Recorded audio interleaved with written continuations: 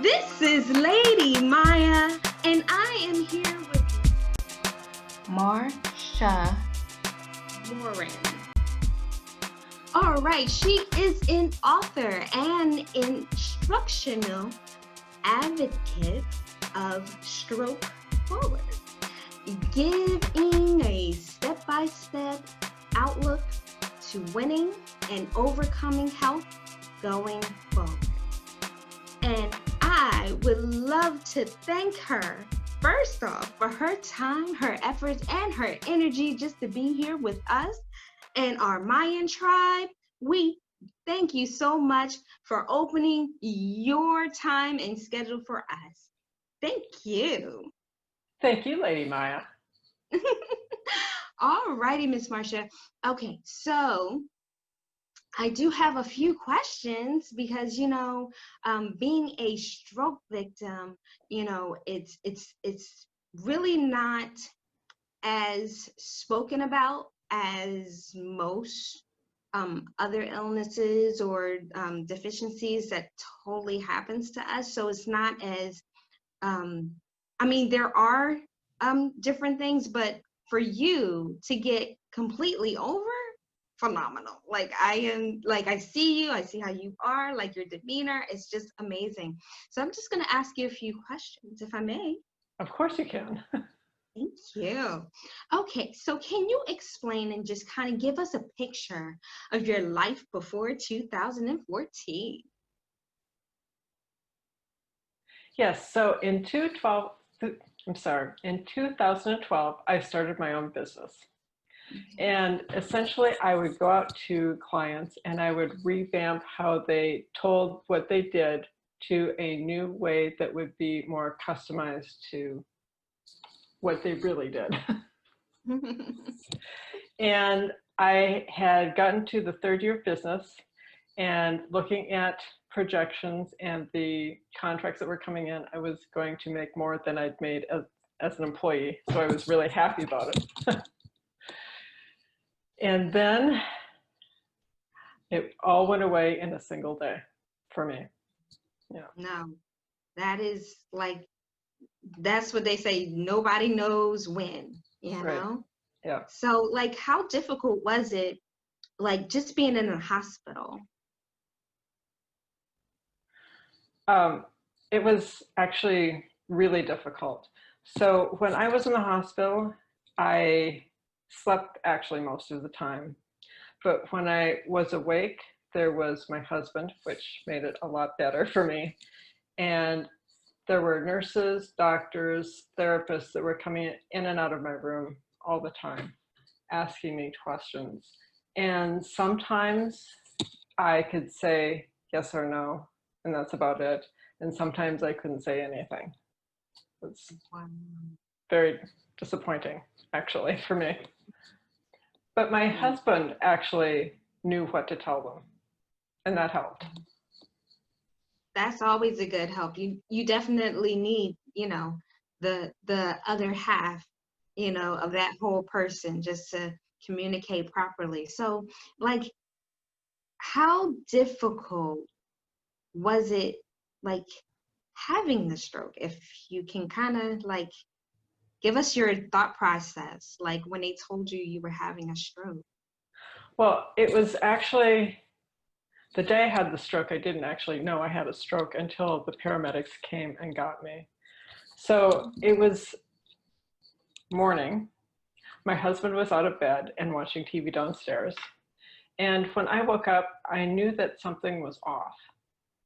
So I picked up my phone and I texted my friend, and I couldn't read the text. I thought, well, that's weird. So I put it down and I said, I'll text her later and tell her that I'm not going to meet her for breakfast, right? And I rolled over to my left-hand side, and the most intimate, it was painful. The headache I had was the worst I'd ever had. And despite the pain, I fell asleep. The next time I woke up, my right side was paralyzed. Exactly. Wow. And so I knew I had to get out of bed and go get my husband to take me to the hospital, right? Mm. So I rolled myself kind of onto the floor and I dragged myself using the carpet to guide me Mm. over to the door, which was of course closed. Mm. And I reached up many, many times and I finally grabbed the handle and it snuck open a little bit. And I was just tired. I was drenched in sweat and I needed to regain my energy. So I rested for I don't know how long. Mm. And eventually I went out into the hallway and I thought that wood would be really easy to get across. It's not. That was not. And I dragged myself down the hall until I just ran out of gas. Mm. And something went crash. I don't know what it was, but my husband came upstairs to see what was wrong. He saw me laying there and he said, "Marcia, are you okay?" And that's the point I realized I couldn't speak. Yeah. So he said, "Can you talk to me?" And I went, so he said, "I'm calling 911." And I nodded and the paramedics came and said, "When did she have a stroke?" And that is the first time I thought of it. My husband hadn't thought of it. And he was devastated. But this time I was really not thinking that well. Mm. So they put me Mm. into ambulance and I just lost consciousness at that point. Wow. So like what like when you came to and you were able to see your doctor, what did he say or she say?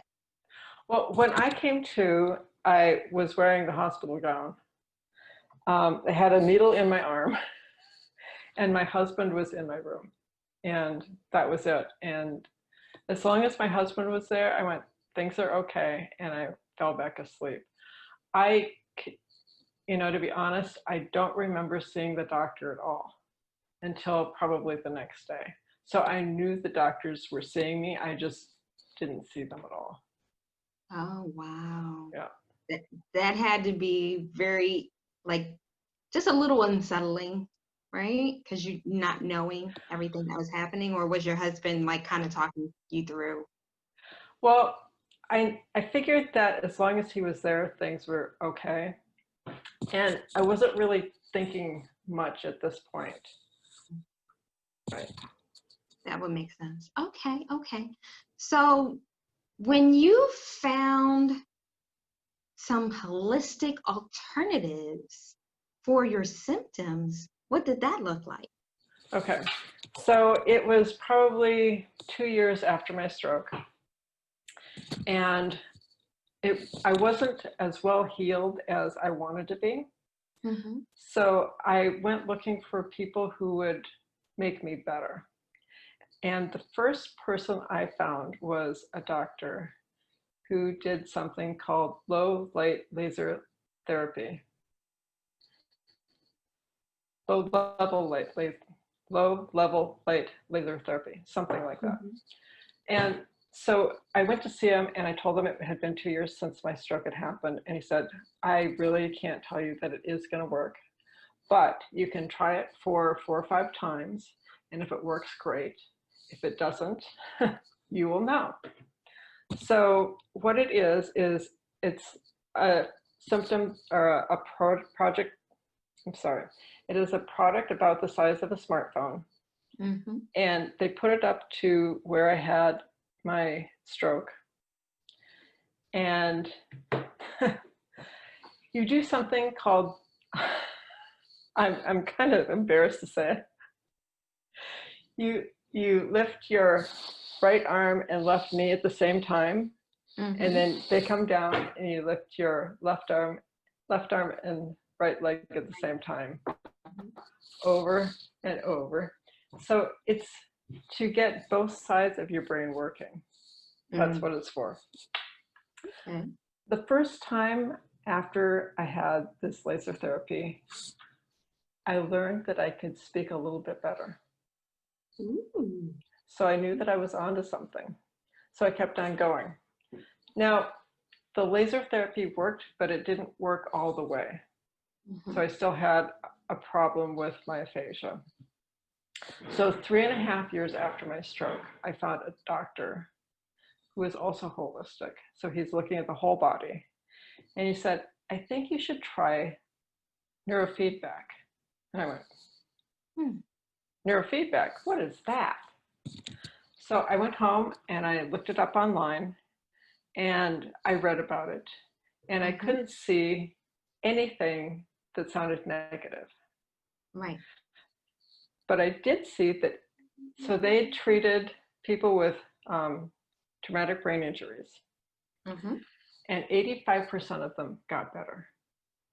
That's a good percentage. Yeah, okay. So I said, I have got to try this. So I went in, and the neurofeedback, they put 5 leads on your head. And he turned it on. He said, now you're not going to do anything. I said, okay. So he turned it on, and I saw my brainwaves going across the computer monitor. I felt nothing. I'm like, okay, is this real? And he put the leads in another place, and I still felt nothing. And I thought, this is kind of weird. So I have got to tell you that I felt better. Really? After the first treatment. The words came out better. After 16 treatments, I talked like I am now. Wow. Yeah. That's good. That was really good. Okay. Yep. Yes. So going from someone who couldn't talk at all or could talk in broken bits. So I could say things, but I would think other things. So it was like there were 2 people in my head, right? And neurofeedback brought those 2 people back together. So what I think and what I say are the same thing. Wow. No, I mean, it's so interesting only because you never really can appreciate what you have normally until it's gone. And when you have to work so much harder to get back to that, it's just like, okay, I made it, but it took all this and, all this going around just to, to come back to it. Yeah. So at least you got there, honey. It took a long, long time. No, I can imagine. Okay, so I am so interested in what you have on this book called Stroke Forward and the observations that your husband had in the book. Okay, so here's what it looks like. Yay. So it was really interesting when I started to write my book. So I wrote my opinion, and I asked him if he would write what he thought. And even though we saw the same things, we interpreted them very differently sometimes. And I think it's really good to have that understanding, because the stroke victim or stroke survivor. So I think I'm a survivor because I worked on getting better every single day. Yes, ma'am. Yes. And I think that the stroke survivor has their own way of saying how this disease got them, right? The people around you have a completely different perspective. Yeah. And so understanding his perspective was really interesting because it got me thinking about my stroke in a different way. Yeah. Did it feel like everything was kind of moving like in slow motion for you? Kind of going through everything? So it felt like I was trying very hard to get something moving differently each and every day. So the first days I was home after I came back out of the hospital, I got up and brushed my teeth and went back to bed. I got up, I showered, I went back to bed. I got up and did my exercising and then go back to bed, and that was it for a long, long time. And so doing something different might be moving my fingers just a little bit, or gaining some muscle mass so that I could actually move them. I had a I had something that you were supposed to grip. Right. And at first, the only things that moved kind of were my forefinger and thumb, and they moved very little. But eventually, I got them all moving, and it took a long, long, long time. And I said, "Yay! I moved something." The little things, right? It's the little things, you know. No, especially with something that is like so like drastic like Yeah. that, you Yeah. know? I mean, you're like, oh my goodness, now I'm starting over, and you're just trying to figure out like, you know, well, if I could only, if I could only, if I could only. And so, you know, that kind of gave you a better drive, you know, just to kind of like, look, no, I'm not gonna let y'all tell me what I can and can't do, because I'm Right. gonna do it. I Yeah. love that. Yeah. So tell me about these degrees that you have in your accomplishments, because you have so many. Okay. Well, I have a business administration from Chapman University. So I'm a master's in business. I went to Shiringso High School when I was in college, and that's I really went there to bum around, learn the language some, and I learned a lot. They are so different in the way they think. The Europeans think. The way we think is completely different. I know that as an American, I'm sarcastic a little bit, and they don't understand sarcasm. So I'd say my sarcasm in Norwegian, and they go, "What?" Like, why? Why would you say that? We don't understand.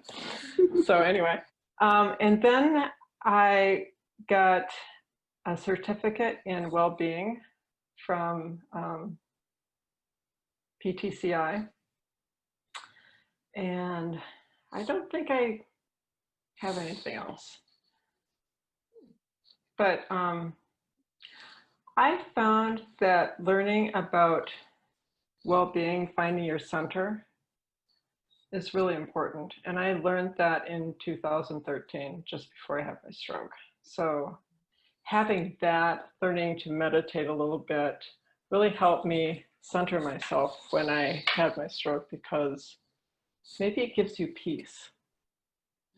That's true. Very true. I think, you know, centering, I hit on chakras like a good bit of time, and I'm like, I just need to align some things. And even the people that I have in my circle, I have to get those people aligned as well. Not to say, you know, on an individual basis, but just the relationships that I do have with them. So, I Right. mean, I think it's really important, especially to the well-being, because you don't want to be stressed about somebody else's thing and, Right. you know, having to worry about them, because I think that just takes us out of our own comfort zones to do the things that we really want to do. Yeah. So, yes. Okay. Well, if there's anything else you would like to tell my Mayan tribe, the floor is yours.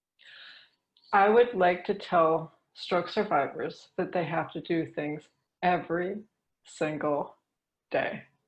Now, I will admit that there are some days I had that weren't very nice, but I still completed my exercises every day. And I think doing it time after time after time is what got me back. It's motivated. Yeah.